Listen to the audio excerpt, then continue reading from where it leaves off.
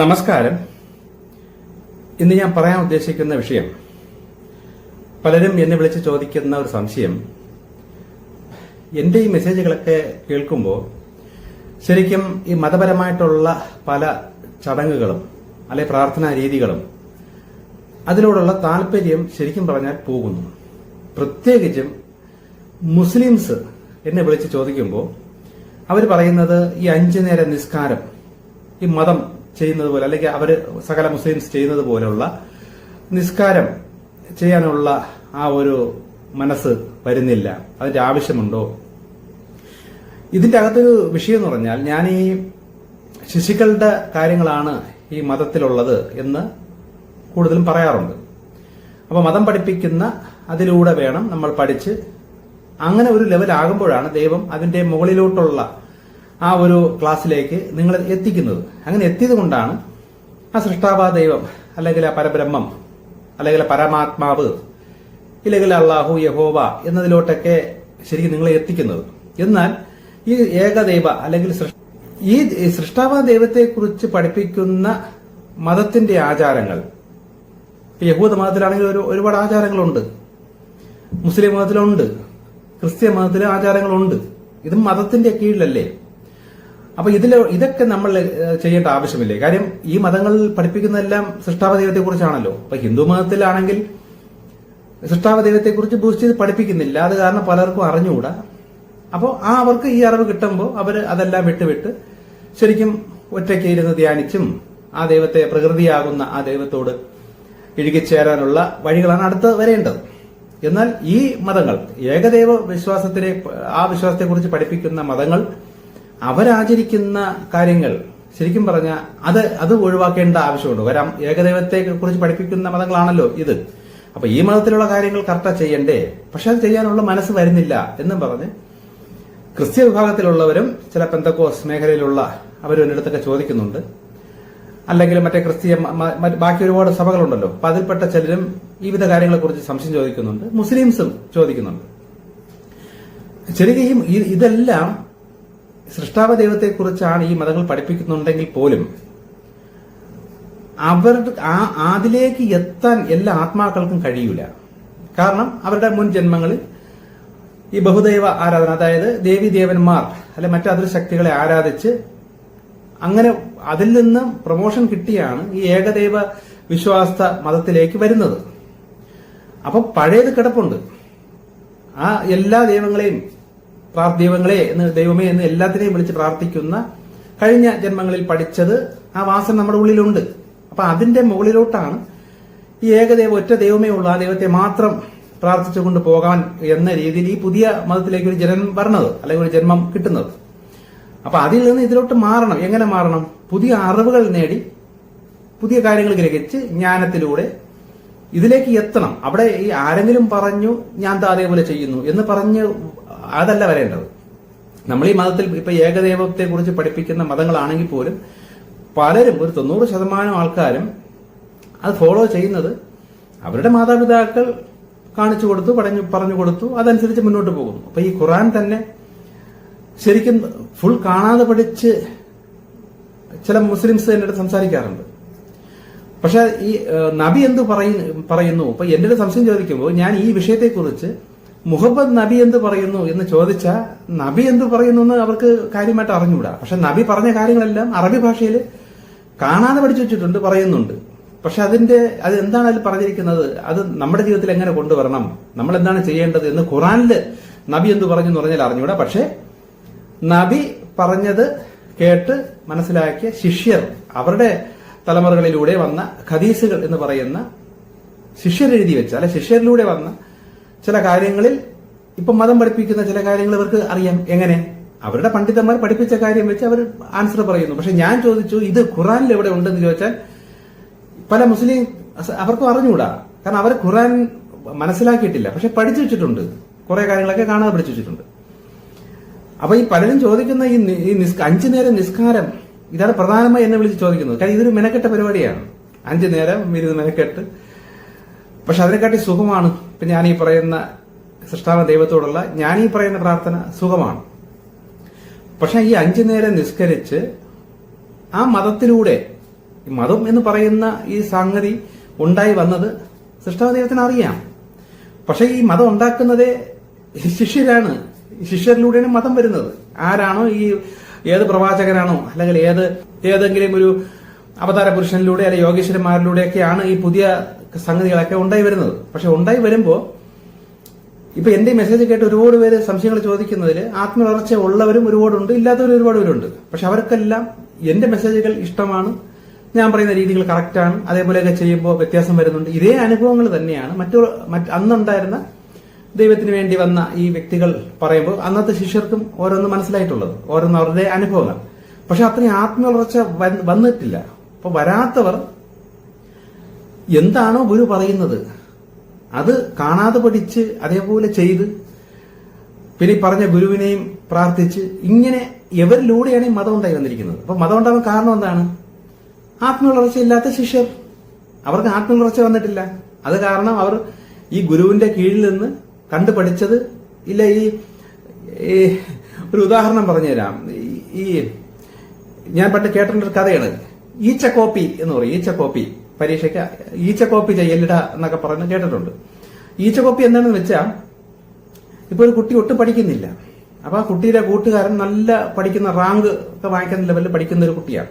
അപ്പൊ ഈ കുട്ടി ഒട്ടും പഠിക്കാത്തത് കാരണം ഇവന്റെ വീട്ടുകാർ പറഞ്ഞു കൊടുത്തു, നീ പരീക്ഷയ്ക്ക് പോകുമ്പോ നിന്റെ കൂട്ടുകാരൻ പേപ്പറിൽ എന്തൊക്കെ എഴുതി വെക്കുന്നു, എന്തൊക്കെയാണ് അവൻ ചെയ്യണത്, അതല്ല അതേപോലെ നിന്റെ പേപ്പറിലും കാണണം. അവനൊരു പടം വരച്ചാൽ അത് ഇവിടെ കാണണം, അവൻ എന്തെങ്കിലും ഒരു കുത്തോ കോമയോ ഇട്ടാൽ അതും ഇവിടെ കാണണം. എന്തവൻ ചെയ്യുന്നു അത് അതേപോലെ നീ ഇതെന്താണെന്ന് നീ മനസ്സിലാക്കേണ്ടത് നിനക്ക് അറിഞ്ഞുകൂടാ, നീ പഠിച്ചിട്ടില്ല. പക്ഷെ നിനക്ക് നല്ല മാർക്ക് കിട്ടണമെങ്കിൽ പഠിച്ചവൻ ചെയ്യുന്ന കാര്യങ്ങൾ അതേപോലെ നിന്റെ പേപ്പറിലോട്ട് നീ അങ്ങ് പകർത്തി അങ്ങ് കൊടുത്താൽ മതി, നിനക്ക് മാർക്ക് കിട്ടും എന്ന് അവന്റെ ഈ പഠിക്കാത്തവന്റെ വീട്ടുകാർ പഠിപ്പിച്ച് ഇവിടെയാണ്.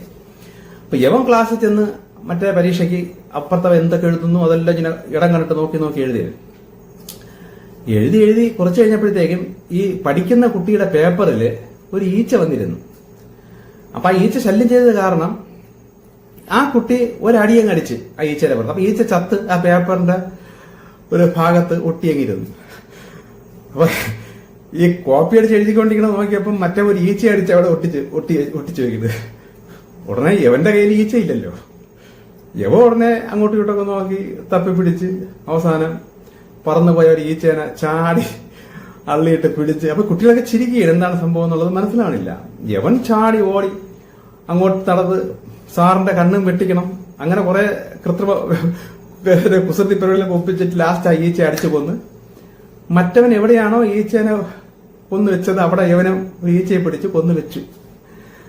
ഇതൊരു കഥ, ഇതൊരു ജസ്റ്റ് ഒരു കഥയാണ്. അത് ഈച്ച കോപ്പി. അതായത് അവൻ എന്ത് ചെയ്യുന്നെന്ന് അറിഞ്ഞുകൂടാതെ അവൻ ചെയ്യും പോലെ ചെയ്താൽ എനിക്ക് മാർക്ക് കിട്ടുമല്ലോ എന്ന് ചോദിച്ചവൻ ചെയ്യണതാണ്. അതേപോലെയാണ് ഈ ഗുരു വന്ന് പഠിപ്പിച്ചു, ഗുരു പോയി. അപ്പൊ ഗുരു ചെയ്തതുപോലെ ചെയ്താൽ, അതേപോലെ അതേ വേഷത്തിൽ നടന്നാൽ, അതേപോലെ മീശയില്ലാതെ നടന്നാൽ, അതേപോലെ അതേ രൂപത്തിൽ നടന്നാൽ, ഈ ഗുരു എന്താണ് പഠിപ്പിച്ചത് എന്നത് മനസ്സിലാക്കി പഠിക്കുന്നില്ല. ശരിക്കും ഈ ഗുരു പറയുന്നു, നിങ്ങൾ എന്നെപ്പോലെ ആകുവിൻ. യേശുവും പറഞ്ഞ അങ്ങനെയാണ്, നിങ്ങൾ എന്നെപ്പോലെ ആകുവിൻ, ക്രിസ്ത്യാനിയാകുവിൻ, എന്നെ അനുഗമിക്കുവിൻ എന്നൊക്കെയാണ് പറഞ്ഞപ്പോ ആ ഗുരുവിന്റെ ആളാണ് ഞാനെന്ന് കാണിക്കാൻ വേണ്ടി കാണിക്കുന്ന ഈ കോപ്രായങ്ങളൊക്കെയാണ് ഈ അറിവില്ലാത്ത ശിഷ്യർ ഉണ്ടാക്കി വെച്ചതാണ് ഈ മതമായി മാറിപ്പോയത്. അതേപോലെ ഈ ഇസ്ലാം മതത്തിലും അങ്ങനെയാണ്. നിങ്ങൾ എന്നെ അനുകരിക്കുവിൻ, നിങ്ങൾ എന്നെ പോലെ ആകുവിൻ എന്ന് ഗുരു പറയുമ്പോൾ അല്ലെങ്കിൽ നബി പറയുമ്പോൾ നബിയുടെ സ്വഭാവവും ജീവിത രീതിയും അതൊക്കെ നിങ്ങൾ അനുകരിച്ച് അതിലൂടെ അർത്ഥവും ഒക്കെ ഗ്രഹിച്ച് മനസ്സിലാക്കി മുന്നോട്ട് പോകണം എന്ന് പറഞ്ഞതാണ്. അത് ഗുരു പറയുമ്പോൾ ഒരുപാട് കാര്യങ്ങൾ ഗുരുവിന്റെ പോസിറ്റീവായിട്ട് നിൽക്കുന്ന പല മേഖലയും വെച്ചാണ് ഈ ഗുരു പറയുന്നത്. അവിടെ ശിഷ്യൻ എന്ത് ചെയ്യും? ഗുരു എന്തൊക്കെ ചെയ്യുന്നു അതേപോലെ കണ്ട് പഠിച്ച് ഈച്ചക്കോപ്പി ചെയ്യുകയാണ്. ഇപ്പം ഇതാണ് ഈ അറിവില്ലാത്ത അല്ലെ വളർച്ചയില്ലാത്ത ശിഷ്യർ കാണിക്കുന്ന പരിപാടി. ശരിക്കും ഇതിന്റെ പിന്നിലെ തത്വം എന്താണ് ആ ഗുരു പഠിപ്പിച്ചത് അത് മനസ്സിലാകില്ല. ഗുരു ഏത് ഗുരു ആയിക്കൊണ്ടുപോട്ടെ, ഗുരുവിന്റെ കുടുംബമുണ്ട്, ജീവിത വിഷയങ്ങളുണ്ട്, തടസ്സങ്ങളുണ്ട്, ശത്രുക്കളുണ്ട്, ഇതൊക്കെ ഉണ്ട്. അപ്പൊ ഗുരു ഒരു ശത്രുവിനെ ദേഷ്യം വരുമ്പോ ചിലപ്പോ എന്തെങ്കിലും ദേഷ്യത്തിൽ പറയണമെങ്കിൽ ഉടനെ ശിഷ്യര് ആ പറഞ്ഞ സ്ഥാനം അതേപോലെ എഴുതി കുറിച്ച് വെക്കും. എന്നിട്ട് ഈ ശിഷ്യർക്ക് എപ്പോഴെങ്കിലും ഒരു തടസ്സം വരുമ്പോ ഗുരു എന്ത് അനാവശ്യമാണോ പറഞ്ഞത് അത് മാത്രമേ ഈ ശിഷ്യര് ശത്രുവിനോട് പറയുള്ളൂ.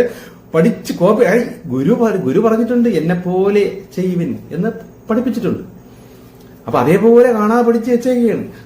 ഇതൊക്കെ ഈ ആത്മവളർച്ച ഇല്ലാത്ത ശിഷ്യരിലൂടെ ഉണ്ടായി വരുന്ന കാര്യങ്ങളാണ്. ഇതൊക്കെയാണ് ഈ മതത്തിനകത്ത് കിടക്കുന്നത്.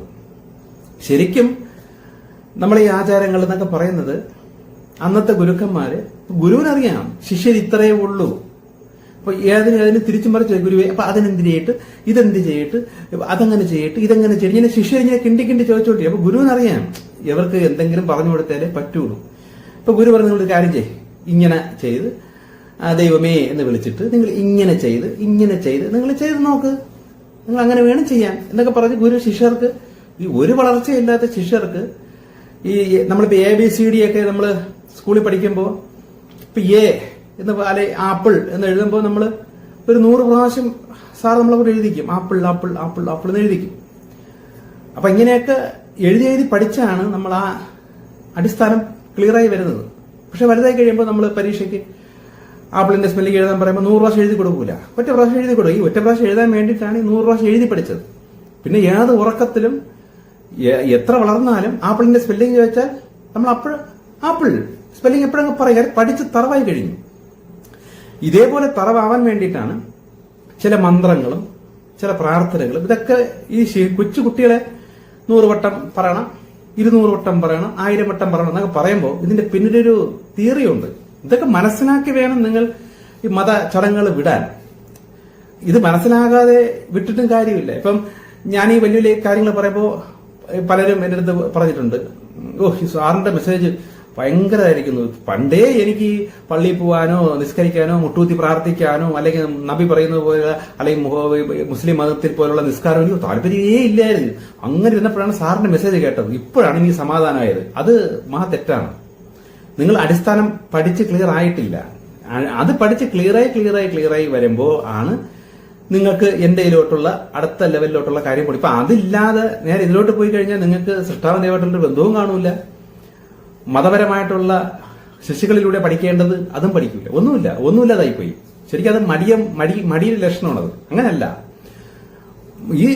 ഇത് ആചാരങ്ങൾ ഈ മതം പഠിപ്പിക്കുന്ന ഈ ബാലിഷമായ അല്ലെങ്കിൽ കൊച്ചുകുട്ടികൾ പഠിക്കുന്ന സാധനങ്ങൾ 100 പ്രാവശ്യം 200 പ്രാവശ്യം ചെയ്ത് നല്ല തറവാകുമ്പോൾ ആത്മാവ് അത്രയും ബലപ്പെടും.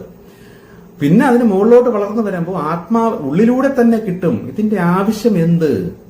അതിനെക്കാട്ടി ഇങ്ങനെ പോരെ, ദൈവം ഉദ്ദേശിക്കുന്നത് ഇതായിരിക്കൂലേ, ഇതല്ലേ ദൈവത്തിന് വേണ്ടത് എന്നൊരു ചിന്ത ഉള്ളിൽ നിന്ന് വന്നാണ് നമ്മൾ ശരിക്കും അത് വിട്ട് മുകളിലോട്ട് പോകണം. ഇപ്പൊ മുസ്ലിംസ് ചോദിക്കുന്ന നിസ്കാരം, ശരിക്കും എന്റെ അഭിപ്രായം എനിക്ക് ദൈവം പറയുന്ന കാര്യങ്ങൾ വെച്ചിട്ട് ദൈവത്തോട് സദാസമയം മനസ്സുകൊണ്ട് ഓരോ കാര്യത്തിനും ദൈവത്തോട് നമ്മൾ എന്റെ അച്ഛനോട് ഞാൻ സംസാരിക്കുന്നത് പോലെ ഒരു പേഴ്സണൽ എന്റെ കൂടെ ഉണ്ട് എന്ന് മനസ്സിലാക്കി, ആ ചൈതന്യം എന്നിൽ തന്നെയാണെന്ന് മനസ്സിലാക്കി എല്ലാ കാര്യങ്ങളും, ആഹാരം കഴിക്കാൻ പോകുന്നതിന് മുമ്പേ ദൈവമേ ഞാൻ ആഹാരം കഴിക്കാൻ പോകുന്നു, ആഹാരമൊക്കെ ഒന്ന് ശുദ്ധീകരിച്ചേർന്നേ, ഞാൻ വാഹനത്തിൽ കയറാൻ പോകുന്നു, അപകടമൊന്നും ഉണ്ടാവാതെ കാത്തുകൊള്ളേ, ഇങ്ങനെ നമ്മളെ സകല കാര്യങ്ങളും ചെയ്യുന്ന അതിന് തൊട്ട് മുമ്പ് നമ്മുടെ ഉള്ളിലൂടെ ആ ദൈവത്തോട് സംസാരിക്കുകയും കാര്യം സക്സസ് ആയി കഴിഞ്ഞാൽ ഉള്ളിലൂടെ നന്ദി പറയുകയും ഇങ്ങനെയൊക്കെ ചെയ്ത് വരുന്ന ഒരു വ്യക്തിക്ക് മതചടങ്ങുകളുടെ ആവശ്യമില്ല. ഈ മതചടങ്ങുകൾ വെച്ചിരിക്കുന്നതേ ശരിക്ക് ആ സമയത്തെങ്കിലും നീ ദൈവത്തെ മനസ്സിലാക്ക്, ദൈവത്തെ ഒന്ന് ഓർക്ക് എന്നതിന് വേണ്ടിയിട്ടാണ് അങ്ങനെ വെച്ചിരിക്കുന്നത്. ഇപ്പൊ രാവിലെ 8 മണി 10 മണി വരെ പള്ളിയിൽ വന്നിരിക്കണം, ആരാധന കൂടിയിരിക്കണം, അല്ലെങ്കിൽ 5 നേരം നിസ്കരിച്ചിരിക്കണം എന്നൊക്കെ പറയുമ്പോൾ ഞാൻ ദൈവത്തോട് ചോദിച്ചിട്ടുണ്ട്, ദൈവമേ ശരിക്കും ഇവർ ഈ മനസ്സോടെ വേണം വേണ്ടാതെ അല്ലേ ഇവിടെയൊക്കെ വന്ന് ഈ ചടങ്ങുകളിൽ വന്ന് നിൽക്കുന്നത്? കാര്യം കോട്ട് വായു ഇട്ട് വേണോ വേണ്ടേ പല കാര്യങ്ങളും കാണും. ഇതിന്റെ ഇടയിലാണ് മനസ്സുകൊണ്ട് എന്ത് ശല്യം, രക്ഷയും ഇല്ല, ചെയ്യാതിരിക്കാനും പറ്റൂല, ചെയ്യാതിരുന്ന കഴിഞ്ഞാൽ പള്ളിയിൽ നമ്മളെ പുറത്താക്കും, അല്ലെ മൈൻഡ് ചെയ്യില്ല, ഇനി ദൈവം ശിക്ഷിച്ചാലോ എന്നൊക്കെ പറഞ്ഞ് മനസ്സുകൊണ്ട് പ്രവൃത്തി കൊണ്ടാണ് ഇവർ ഈ കാര്യങ്ങൾ ചെയ്യാൻ വരുന്നത്. പലരും എൻ്റെ അടുത്ത് പറഞ്ഞിട്ടുമുണ്ട്. പക്ഷെ ദൈവത്തോട് ഞാൻ ചോദിക്കുമ്പോൾ എനിക്ക് ദൈവം പറഞ്ഞു തരുന്നത്, ശരിക്കും യാതൊരു ദൈവ ചിന്തയും ഇല്ലാതെ നടക്കുന്ന ഈ മനുഷ്യർ ഈ കൃത്യമായി ഈ സമയത്ത് വന്നിരിക്കണം, ഈ സമയത്ത് പ്രാർത്ഥിച്ചിരിക്കണം എന്നൊരു കഠിന ഒരു നിർദ്ദേശം, ഒരു നിർബന്ധം വ്യവസ്ഥ വെക്കുമ്പോൾ മനസ്സുകൊണ്ട് പിറുപിറുത്തട്ടാണെങ്കിലും ഇവർ അപ്പോഴെങ്കിലും ദൈവത്തെ ഓർക്കുന്നുണ്ടല്ലോ എന്നാണ് എനിക്ക് കിട്ടിയ മറുപടി. അപ്പൊ അതിന്റെ ആ അർത്ഥം നിങ്ങൾക്ക് മനസ്സിലായല്ലോ. സദാസമയം സകല കാര്യത്തിലും ദൈവത്തോട് സംസാരിക്കുകയും ദൈവത്തോട് ചോദിക്കുകയും ദൈവത്തോട് അഭിപ്രായം പറയുകയും നന്ദി പറയുകയും ഇതെല്ലാം നമ്മുടെ ഉള്ളിലൂടെ തന്നെയാണ്, വേറൊരിടത്തും അല്ല. നമ്മുടെ ഉള്ളിൽ തന്നെ ഉണ്ട് ആ ചൈതന്യം. ആ ചൈതന്യത്തോട് പറഞ്ഞാൽ മതി, പ്രകൃതിയിൽ അത് കിട്ടിക്കോളും എന്ന് വിശ്വസിച്ചാൽ മതി. എന്നിട്ട് സകല കാര്യങ്ങളും ഇതെല്ലാം കാണുകയും ചെയ്യുന്നുണ്ട്, നമ്മൾ ചിന്തകളെല്ലാം മനസ്സിലാക്കുന്നുണ്ട് എന്ന തിരിച്ചറിവ് വരുന്ന ഒരു വ്യക്തിക്ക് ശരിക്കും ഈ 100 പ്രാവശ്യവും 200 പ്രാവശ്യവും 500 പ്രാവശ്യവും കൊച്ചുകുട്ടി എഴുതി പഠിക്കുന്നത് പോലുള്ള ഈ ചടങ്ങുകൾ ചെയ്യേണ്ട ആവശ്യം വരുന്നില്ല. അപ്പൊ നിങ്ങളുടെ മനസ്സ് ഇപ്പൊ പലരും ചോദിച്ചിട്ടുണ്ട് ആവശ്യമുണ്ടോ, നമുക്ക് താല്പര്യം വരുന്നില്ല എന്നൊക്കെ പലരും പറയുന്നത് കൊണ്ടാണ് ഞാൻ പറയുന്നത്, നിങ്ങളുടെ മനസ്സ് ഞാനീ പറയുന്നത് പോലെ സദാസമയവും സകല കാര്യത്തിലും ആ ദൈവ ഈശ്വര ചിന്തയിലാണ് എങ്കിൽ നിങ്ങൾക്ക് മത ചടങ്ങുകൾ ചെയ്ത് സമയം നോക്കി ചെയ്യേണ്ട ആവശ്യം വരുന്നില്ല. ഞാൻ അങ്ങനെ ചെയ്യാറില്ല. ശരിക്കും പറഞ്ഞ നിർബന്ധമായി ദൈവം എനിക്ക് പറയുന്നിരുന്ന 2 പ്രാർത്ഥനകൾ, ഒന്ന് രാവിലെ എഴുച്ച് കുറച്ചു നേരം ദൈവത്തോട് പ്രാർത്ഥിക്കുക, വൈകുന്നേരം സന്ധ്യാസമയത്തിന് ശേഷം കുറച്ചു നേരം ദൈവത്തോട് പ്രാർത്ഥിക്കുക. ഇത് രണ്ടുമാണ് കുറച്ചു നേരം ഇരുന്ന് പ്രാർത്ഥിക്കാനായിട്ട് ദൈവം പറയുന്നത്. ബാക്കി സകല സമയത്തും എന്റെ ജോലി സമയത്തും ഓരോ കാര്യങ്ങൾ ചെയ്യുമ്പോഴും യാത്ര ചെയ്യുമ്പോഴും ഒക്കെ ഞാൻ എന്റെ ദൈവത്തോട് സംസാരിച്ചു കൊണ്ടേയിരിക്കും. ഇതാണ് എന്റെ രീതി. ഓക്കെ, ഇനി ചില കാര്യങ്ങളൊക്കെ അടുത്തത്.